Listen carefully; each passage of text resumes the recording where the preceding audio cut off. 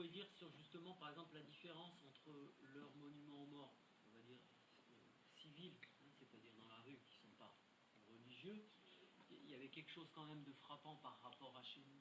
Et c'est au niveau de l'entretien. Ah oui, c'est bon. Ah oui, oui, celle où il y avait l'aigle.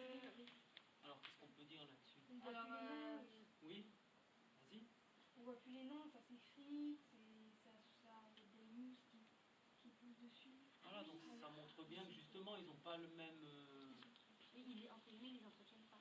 Oui, voilà, parce que quelque part, il y a un... Oui, je pense.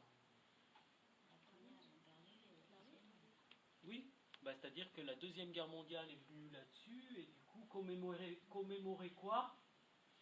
Il a été spécifié par Éric Brard que le deuxième dimanche qui précède l'Avent, donc les journées du 1 au 24 décembre, il y a une journée de commémoration qui va tomber là d'ailleurs le 26, la semaine prochaine, le dimanche 26 novembre.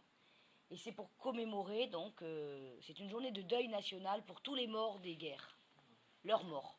Donc ils commémorent quand même un peu, mais ça n'a pas le même rituel que chez nous. Quoi d'autre?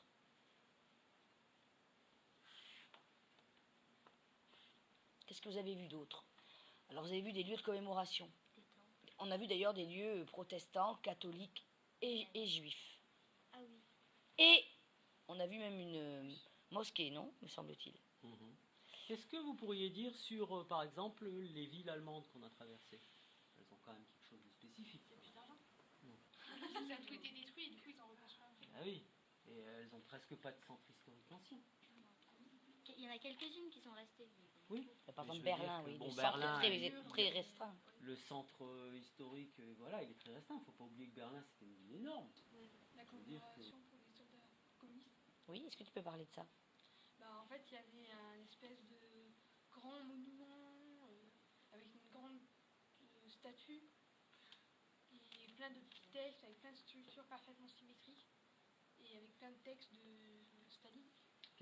Qu'est-ce qui vous a marqué sur ce monument? Il y a quand même quelque chose. Voilà, l'immensité. Et c'est dans un parc, hein, qui leur est réservé aux Russes. En plein cœur de la ville, quoi.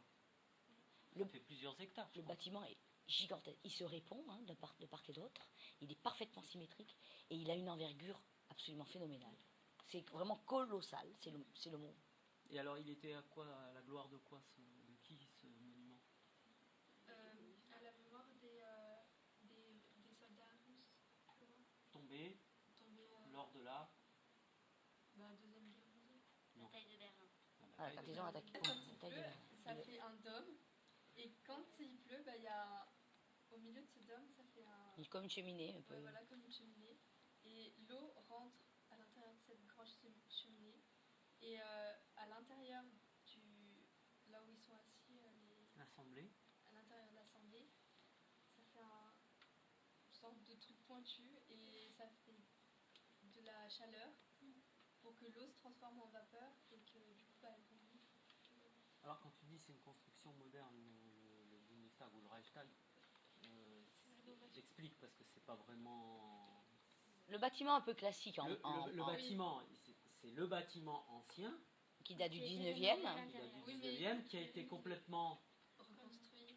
Rénové suite à la Deuxième Guerre mondiale. On va dire, on a marié du très contemporain, du verre, de l'acier, un dôme, à l'ancien bâtiment. C'est Norman Foster qui a fait cette coupole et la réhabilitation intérieure. On a fait une visite guidée en français, là. Ouais. Avec des gens de la francophonie d'ailleurs, c'était très... ça m'a plu. Puis on est passé devant la pièce, on va dire, où Boltanski a créé une boîte pour chaque personne membre du Parlement. Il y a une œuvre donc de Boltanski, oui, sur le Parlement.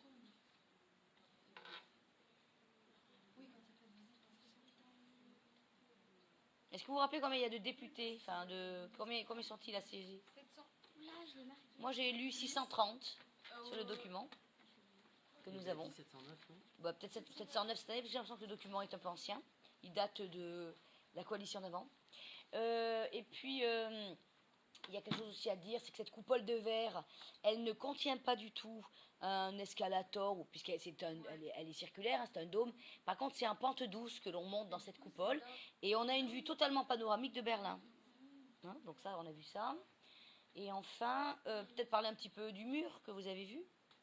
Le mur qui séparait la ville en deux. Oui, l'ouest et l'est. Mhm. Pendant la guerre froide. Est-ce qu'on voit une différence, vous avez trouvé, entre le Berlin-Est et Berlin-Ouest? Berlin. Bon, c'est vrai qu'on On n'a n'a pas fait peut-être bien pas attention. trop s'en rendre compte, Berlin mais Est, malgré tout. ça a l'air d'être moins rénové en fait. C'est Oui. vraiment